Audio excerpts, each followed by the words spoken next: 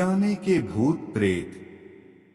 नमस्कार दोस्तों, मेरा नाम है श्याम सुंदर। यह भूतहा घटना मेरे साथ तब घटी थी जब मेरे गांव की कंपनी बंद हो गई थी और जॉब के लिए मुझे दूसरे गांव की कंपनी में जाना पड़ा था।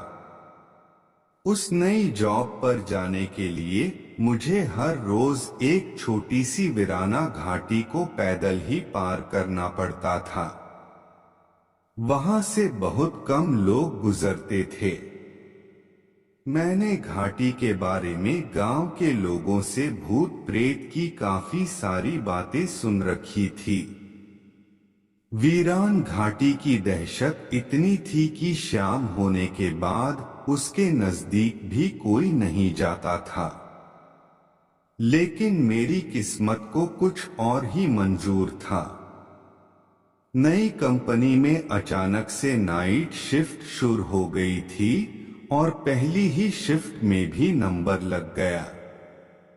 अब मुझ पर रात के समय में घाटी से पैदल जाने की नौबत आ गई थी। यह बात मैंने सबसे पहले जाकर मेरी पत्नी मीरा को बताई। उसने बड़े प्यारे स्वरों में कहा, परेशान मत होना श्याम सुंदर जी, ये दिन भी बीत जाएंगे।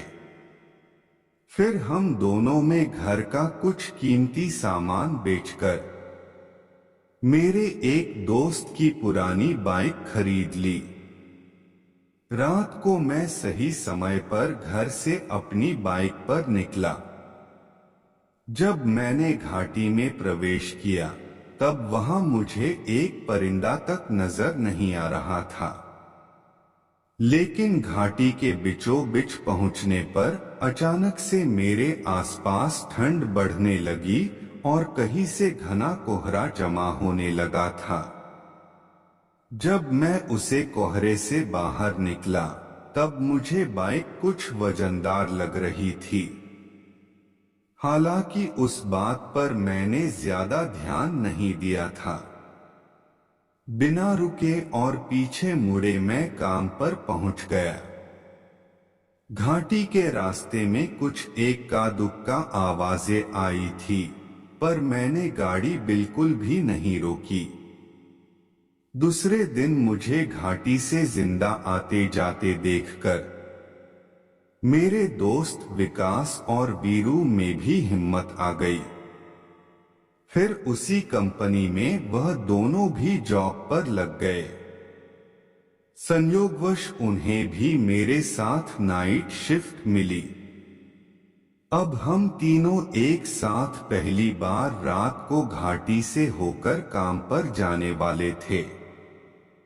लेकिन विकास और मैं आगे निकल गए, क्योंकि वीरू की गाड़ी में कुछ खराबी होने की वजह से वह थोड़ी देर बाद आने वाला था।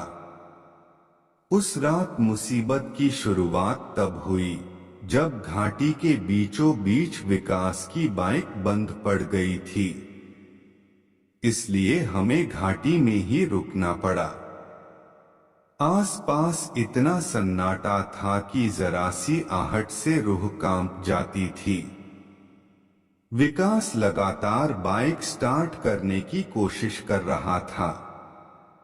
तभी अचानक से एक आदमी की डरावनी चीख सन्नाटे को चीरते हुए हमारे कानों से आकर टकराई, जो सुनकर हम बुरी तरह से सिहर उठे।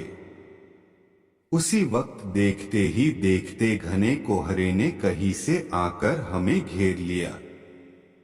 मैंने विकास से कहा, भाई तू गाड़ी यही रख, बाद में दिन के उजाले में आकर ले जाएंगे, क्योंकि अभी यहाँ रुकना खतरे से खाली नहीं लग रहा।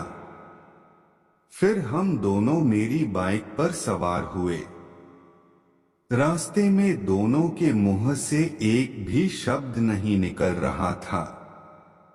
दोनों के दिमाग में बस एक ही बात घूम रही थी, जल्द जल्द इस मनहूस घाटी को पार करना है। तभी पीछे से हॉर्न बजाते हुए वीरू ने हमें ओवरटेक कर लिया। बाइक पर उसके साथ एक और अनजान आदमी भी बैठा था। मैंने वीरू से पूछा, आज तुम्हारे साथ यह चाचा कौन है? हमसे भी तो पहचान करवा दे। वीरू ने जवाब दिया, कौन से चाचा, मैं तो अकेला आया हूं। मैंने कहा, फिर तेरे पीछे बाइक पर कौन बैठा है? वीरू बोला, श्याम सुंदर, तू क्या मेरी फिरकी ले रहा है? इतना कहकर वीरू ने अपनी बाइक के हैंडल से एक हाथ हटाकर पीछे घुमाकर दिखाया और हमारे सामने उसका वह हाथ उसके पीछे बैठे आदमी के शरीर से आर पार चला गया। फिर वह अनजान आदमी हमारी तरफ देखकर मुस्कुराने लगा। वह भुतिया नजारा देखकर विकास और मेरे हाथ पैर ठंडे पड़ गए। हम दोनों कुछ भी बोल नहीं पा रहे थे। आवाज जैसे गले में ही अटक गई थी। फिर मैं गाड़ी उसके आगे भागने की कोशिश करने लगा, पर गाड़ी नहीं आगे जा रही थी और नहीं उसमें ब्रेक लग रहा था। उस वक्त मुझे लग रहा था कि बाइक का हैंडल तो मेरे हाथ में है, पर चलाने वाला कोई और है। हम वीरू की तरफ ना देखने की कोशिश कर रहे थे। विकास ने मुझे कसकर पकड़ के रखा था। डर से अधमरे हुए हम दोनों डर से कांप रहे थे। वीरू हमारी बाइक के बराबर बाइक चलाने लगा और हमारी नजर ना चाहते हुए भी उस भूत पर पड़ रही थी। वह अभी भी हमारी तरफ ही देख रहा था। उसके चेहरे पर एक शैतानी मुस्कान थी। बस वह देखकर हमारी फट के हाथ में आ चुकी थी। आगे के रास्ते में बहुत घना कोहरा फैला हुआ था। तभी वीरू को अचानक से कुछ हुआ और वह स्पीड में कोहरे में घुस गया और बाद में हम भी घुस गए। कोहरा जब खत्म हुआ तब वीरू की बाइक हमारे आगे ही थी, पर उसके पिछली सीट पर वह भूत नहीं था। वह देखकर हमें जरा सी राहत मिली। घाटी अब खत्म होने ही वाली थी।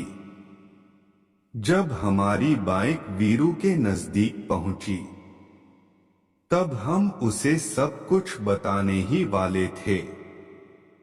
उससे पहले ही वीरू बोला, अब तुम दोनों बताओ, कोहरे में से ये कौन से चाचा को उठा लाए हो? ट्रिपल सीट बाइक नहीं चलानी चाहिए, मालूम है ना?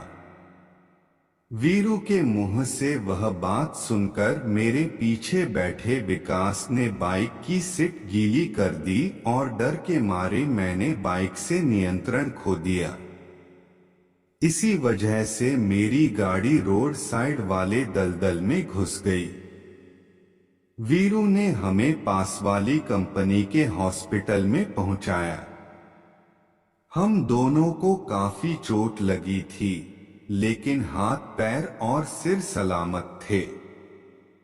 बाइक दलदल में घुसने की वजह से हम बच गए, पर वीरू हैरत में जरूर था कि आखिर उस समय हुआ क्या।